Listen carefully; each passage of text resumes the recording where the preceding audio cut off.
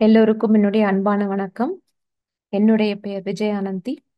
உங்கள் அனைவரையும் மீண்டும் தமிழ் பிஎம்சி மூலமாக இந்த தளத்தில் சந்திப்பதில் மிகவும் மகிழ்ச்சி. எல்லா மாற்றமும் நம்ம கிட்ட இருந்து தான் வரணும். இது ஆஹ், நம் சொந்த வாழ்க்கைக்கு உரியதாக இருந்தால் பிரச்சனையாக இருந்தாலும் சரி, இந்த சமுதாயம் இந்த உலக அளவில் இருக்கும் எந்த ஒரு பிரச்சனையாக இருந்தாலும் சரி. அதனால நீங்கள் உங்களுடைய இந்த உலக அளவில் இருக்கும் இந்த ஆஹ், ஆளும் தன்மையை கொஞ்சம் மாற்றி அமைக்க வேண்டும்.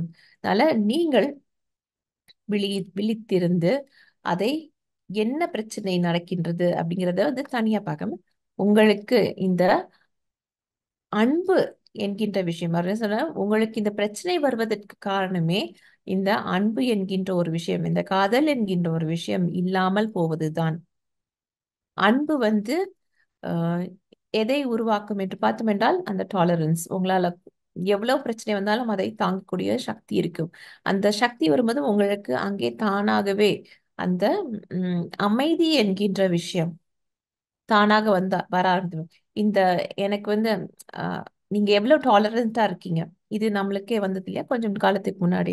அதுதான் அந்த டாலரன்ஸ் என்கின்ற அந்த ஒரு விஷயம் இல்லாமல் போகும் பொழுதுதான் பிரச்சனை, இந்த போர் என்கின்ற ஒரு விஷயம், அதாவது எனக்கும் உனக்கும் அதுல இந்த கருத்து, இந்த நாட்டிற்கும் இந்த நாட்டிற்கும் இந்த கருத்து ஒற்றுமை இல்லாமல் போகிறது. அது வரும்பொழுதுதான் நிறைய பிரச்சனைகள், அதாவது நாட்டுக்குள்ளேயே அந்த பிரச்சனைகள் கலவரங்கள் என்று வருவதும் அதனால்தான். அதாவது அன்பு என்கின்ற ஒரு விஷயத்தை நாம் கொஞ்சம் இல்லாமல் போக்குவதுதான். அதனால அன்பு என்கின்ற ஒரு விஷயம் எதையுமே வித்தியாசமாக பார்க்காது. அதுக்கு அந்த மாதிரி தனித்தனியாகவும் பார்க்கவும் தெரியாது.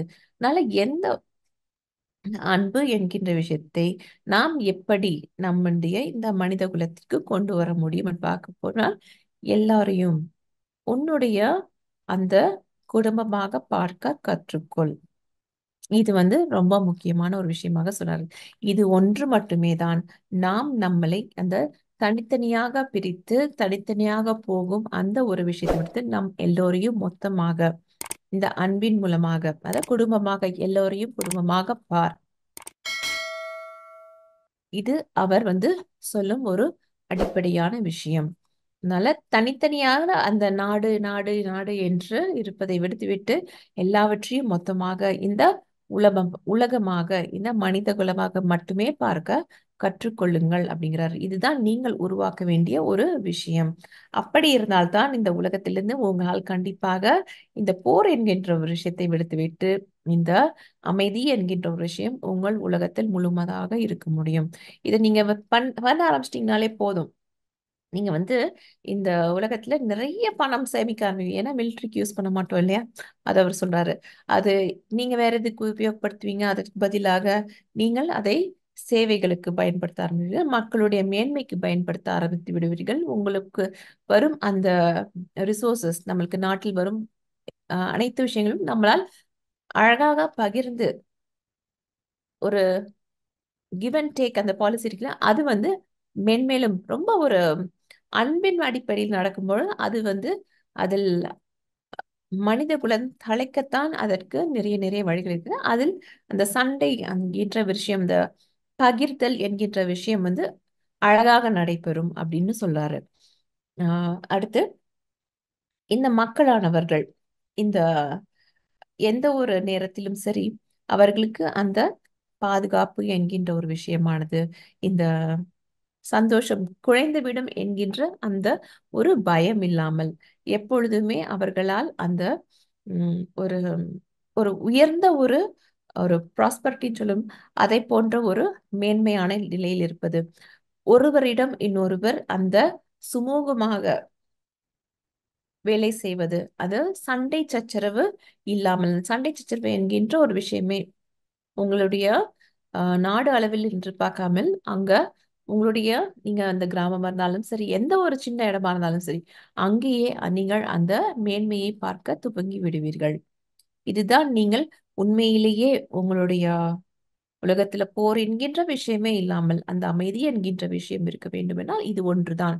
என்னது என்றால் இந்த ஆன்மீக வழி மட்டுமே ஒன்றுதான் உங்களுக்கு உரிய சரியான தீர்வு அப்படிங்கிறாரு. அதாவது எது ஒரு பிரச்சனை இருந்தாலும் இதை வந்து இந்த பிசிக்கல் வேர்ல்ட், ஸ்பிரிச்சுவல் வேர்ல்ட் அப்படின்னு தனித்தனியா பார்க்காதீங்க. இரண்டுமே ஒன்றுதான். நீங்கள் இந்த உலகத்தில் அந்த அமைதியை விரும்புகிறீர்களா, கண்டிப்பாக அதற்கு இந்த ஆன்மீக வழியைத்தான் உபயோகிக்க வேண்டும். நீங்க வந்து தனித்தனி இந்த ஜியோ பொலிட்டிக்கல் மோட்ல இந்த இந்த இடத்துல இந்த பிரச்சனை, நான் என்ன பண்றது அப்படின்ற ஆப்ரேஷன் பண்ணா இந்த இடத்துல மட்டும் பண்ணுவோமா, இது மட்டும் சரி பண்ணுவோமா அப்படின்னு பார்க்காம மொத்தமாக அந்த உடம்பிற்கு தேவையான ஒரு அந்த ஊட்டச்சத்தை கொடுக்கும்.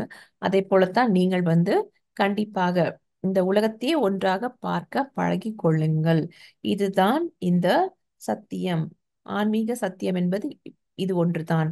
என்னவென்றால் இந்த நம்முடைய நடைமுறை வாழ்க்கையில் எப்படி நம்ம இந்த அனுபவத்தை மாற்ற முடியும், இந்த இரண்டையும், இந்த ஆன்மீகத்தையும் இந்த பொலிட்டிக்கல் விஷயம் இருக்கு இல்லையா, இதையும் இந்த பிராக்டிக்கலான விஷயங்களையும் நாம் எப்படி ஒன்றாக கலப்பது என்பதுதான். அதாவது இந்த மாற்றம் என்பது உங்களுக்கு வரும் வரை உங்களுக்கு உங்களுக்கும் மற்றவர்களுக்கும் அந்த கருத்தில் வேறுபாடுகள் என்பது கண்டிப்பாக இருந்து கொண்டேதான் இருக்கும். அதுவரை உங்களுக்கு ஏதாவது சண்டை சச்சரவுகள் இருந்து கொண்டேதான் இருக்கும். இது உங்களுக்கு இந்த புரிதல் என்கின்ற ஒரு விஷயம் வரும் பொழுது அங்கே அமைதியை தவிர, சந்தோஷத்தை தவிர, அன்பை தவிர வேறு எதுவுமே இருக்கிறதுக்கு வாய்ப்பு இல்லை. அதிலும் அந்த மேன்மையான ஒரு சந்தோஷம் என்கின்ற ஒரு விஷயம், அது வந்து இப்படித்தான் இருக்கும். எப்படின்னா அந்த வெளியே இருக்கும் அந்த உலகத்தில் பார்க்க ஆரம்பித்து விட்டீர்களா, கண்டிப்பாக இருக்காது. அந்த மாற்றத்தை நீங்கள் எப்பொழுதுமே அங்கே உள்ளே இருக்கும் உங்கள் உலகத்தில் இருந்துதான் நீங்கள் கொண்டு வர வேண்டும். அந்த வெளி உலகத்தில் அந்த சந்தோஷம் என்பதை பார்க்க வேண்டும் என்று நினைக்கிறேன்.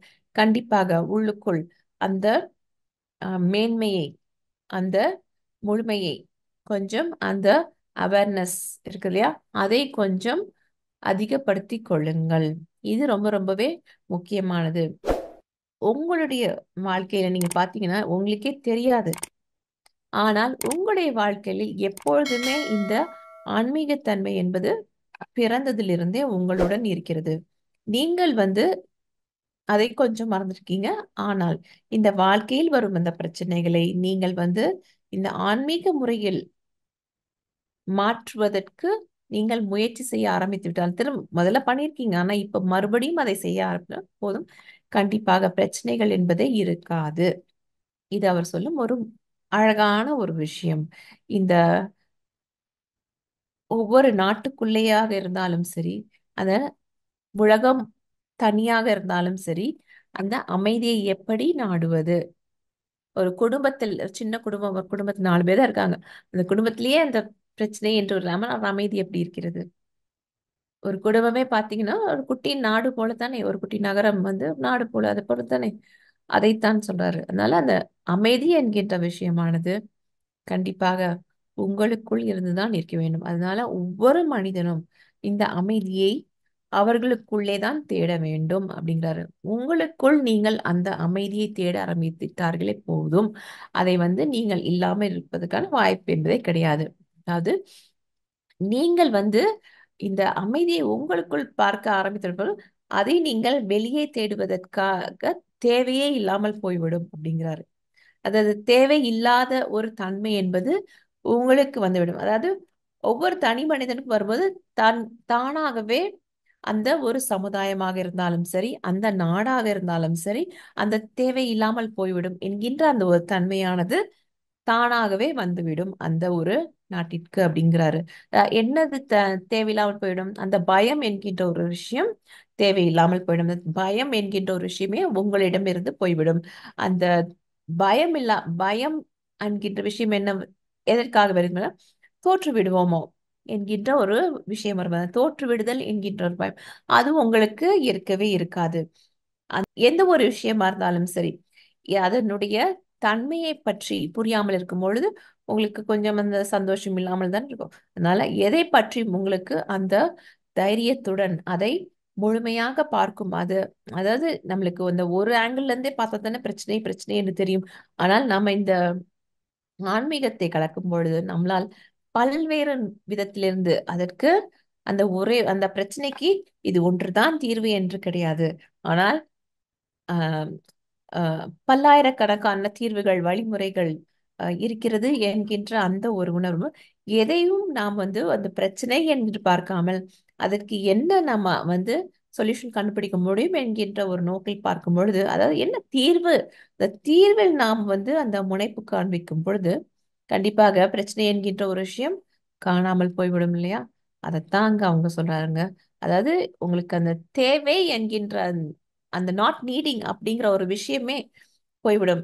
அந்த கோபம், அதாவது நிறைய நேரம் என்ன பண்ற கோபம் இருக்கு இல்லையா? மக்களுக்கும் மக்களுக்கும் கோபம், நாட்டிற்கும் நாட்டிற்கும் கோபம், இது எல்லாமே தேவையில்லாத ஒரு விஷயமாகவே மாறிவிடும். இந்த கோபம் அப்படிங்கிறது தேவையில்லாமல் போய்விடும். ரொம்ப அழகான ஒரு விஷயம் இல்லையா?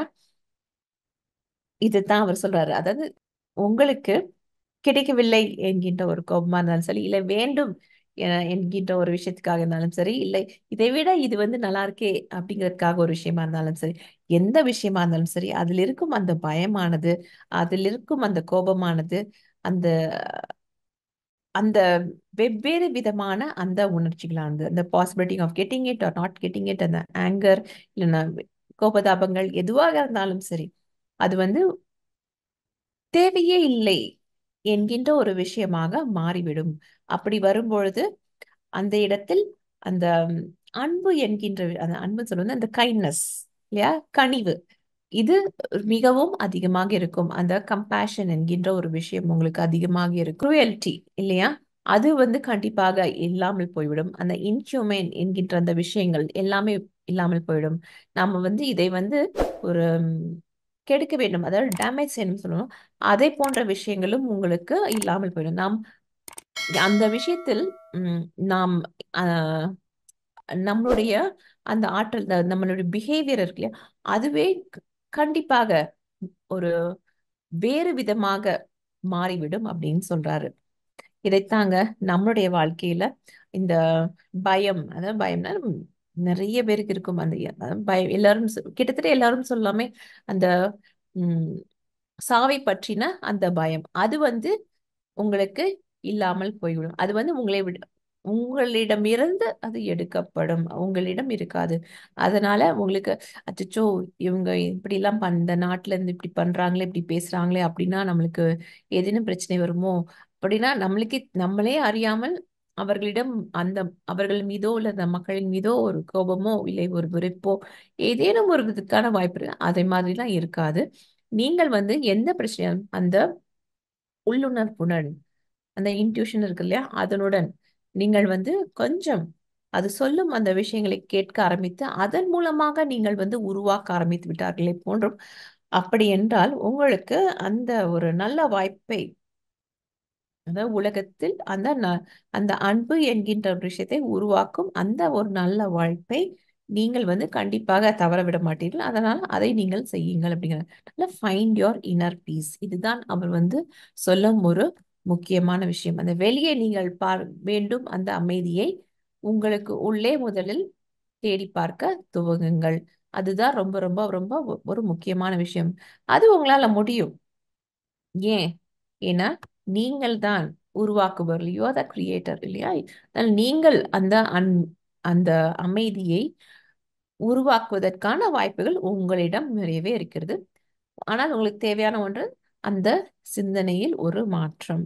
இது மட்டும்தான். அதனால இந்த ஒரு சின்ன விஷயம், அந்த அன்பை எங்கே தேடுவது என்கின்ற அந்த அமைதியை எங்கே தேடுவது என்கின்ற அந்த விஷயத்தை நீங்கள் வந்து வெளியே இல்ல, அங்க உள்ளே தேட வேண்டும் என்கின்ற ஒரு விஷயத்தை நீங்க வந்து எல்லாருமே புரிஞ்சுக்கிட்டீங்கனாலே போதும். இந்த சண்டையாக இருந்தாலும் சரி, இந்த இன்ஜஸ்டிஸ் அந்த அநீதியாக இருந்தாலும் சரி, எதுவா இருந்தாலும் சரி, அதை வந்து நீங்கள் அப்படியே அறவே விட்டு விட்டு இந்த எப்பொழுதும் அந்த எவர்லாஸ்டிங் பீஸ்ன்னு சொல்லுவாங்க, அதை பண்ணி எப்பொழுதுமே அந்த சந்தோஷம், எப்பொழுதுமே அந்த அமைதி என்கின்ற விஷயம் உங்களுக்கு வந்துவிடும். இதுதாங்க ஃபார்முலா ஃபார் சக்சஸ் அப்படிங்கிறாரு. இது தவிர வேற எந்த ஃபார்முலாவும் கிடையாது அப்படிங்கிறாரு. இந்த உலக அமைதி என்பது உலகத்தில் எங்கேயோ பார்க்க வேண்டிய விஷயம் இல்லை. It is a personal thing. உங்களுக்குள் நீங்கள் தேட வேண்டிய ஒரு விஷயமானது. அதனால எதுவா இருந்தாலும் சரி, வெளியே ஒரு பிரச்சனை நடக்கிறது என்று வைத்துக் கொள்ளலாம் உதாரணத்துக்கு. அப்பொழுது நீங்கள் மாற்ற வேண்டிய விஷயம் வந்து வெளியே உள்ள மாற்றத்தை கிடையாது, ஆனால் உள்ளுக்குள் இருக்கும் அந்த உங்களுடைய ஆஹ், ஆன்மாவின் தேடுதலை என்னவென்று புரிதல் தான். ஜஸ்ட் சேஞ்ச் யோர் கான்சியஸ்னஸ், இல்லைன்னா understand your what you're trying to do, become more aware. இதுதான் அவர் சொல்லும் ஒரு முக்கியமான தகவல். அதனால எப்பொழுதுமே எல்லா விஷயத்திலுமே ஒரு முழுமை இருக்கிறது, அதை நீங்கள் பார்க்க கற்றுக்கொள்ளுங்கள். இதுதான் ரொம்ப ரொம்ப முக்கியமானது. அவர் சொல்வதென்றால், நீங்கள் வந்து எதுவும் உங்களுக்கு தேவையில்லை, ஆனால் எல்லாவற்றிற்கும் ஆசைப்படுங்கள்.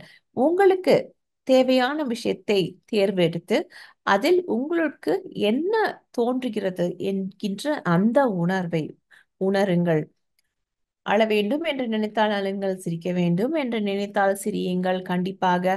ஆனால் எந்த ஒரு விஷயம், அந்த உங்களுக்குள் இருக்கும் அந்த இமோஷன்ஸ், அந்த ஃபீலிங்ஸ், அது முடிந்ததுக்கு அப்புறம் பார்த்தீர்கள் என்றால் அதில் இருக்கும் அந்த ஒரே ஒரு விஷயம் என்னவென்றால், அது அந்த தெய்வீக தன்மை ஒன்றுதான். ஏனென்றால் நான் தான் எல்லாவற்றிலும் இருக்கின்றேன், நீங்கள் தான் எல்லாவற்றிலும் இருக்கீங்கள், நீங்கள் அனைவரும் ஒன்றுதான், நீங்கள் எல்லோருமே அந்த கடவுளின் ஒரு அங்கம்தான். Together you are that God. இதை நீங்கள் எப்பொழுதும் அந்த மனதில் வைத்துக் கொள்ளுங்கள். எந்த ஒரு ஒரு பெரிய ஒரு இழப்பு, இந்த உலக அளவில் டிராஜடி, இந்த சுனாமியோ இல்லை அந்த பூகம்பமோ ஏதோ ஒன்று வந்துவிட்டால் அது ஒரு பெரிய ஒரு விஷயம் தான் இல்லையா? அததான் சொல்ல, உலக அளவில் அதாவது நிறைய தேசங்களை தாக்கக்கூடிய ஒரு விஷயமாக இருந்தாலும் உங்களுக்கு அதன் மீது எந்தவித ஒரு யூ கான் கண்ட்ரோல் இட். அந்த மாதிரி ஒரு விஷயம் நடக்கும் பொழுது உள்ளே செல்லுங்கள். உங்களுக்குள் இருக்கும் அந்த ஆன்மாவிடம் கொஞ்சம் கனெக்ட் பண்ணிக்கோங்க. அது அந்த ஆன்மாவின் பதில், அந்த தேடுதல் என்ன என்பதை கொஞ்சம் புரிந்து கொள்ள உணருங்கள் அப்படிங்கிற. அதுக்கு அவர் கொடுக்கும் உதாரணங்கள் என்னவென்றால், சில நேரம் இந்த ஒரு வண்டி விபத்துக்குள் ஆகிறதுன்னு வச்சுக்கோங்களேன், அந்த விபத்திலிருந்து அப்படியே அந்த ஒரு செகண்ட்ல தப்பிச்சவங்க இருப்பாங்க இல்லையா, அவர்களிடம் கேட்டு பாருங்கள் அப்படிங்கிறாரு. இல்லைன்றா ஆஹ் ஏதேனும் ஒரு போரோ இல்லைன்னா அவங்க வந்து ஒரு ஆர்மியோ எங்கேயோ இருக்கு போகும்போது அவருக்கு தலையில துப்பாக்கி வச்சிருப்பாங்க இல்லையா, அதை போன்ற ஒரு விஷயம் நடக்கும்போது அந்த அந்த இடத்திலிருந்து உயிர் பெற்று வந்த அந்த நபரிடம் பேசி பாருங்கள். இல்லைன்னா தண்ணியில யாராவது மூழ்குவாங்க இல்லையா, உள்ள உள்ள போய் போய் அது யாராவது அந்த சமயத்துல காப்பாற்றிப்ப, அதை போன்ற ஒரு மனிதரிடம் கேட்டு பாருங்கள்.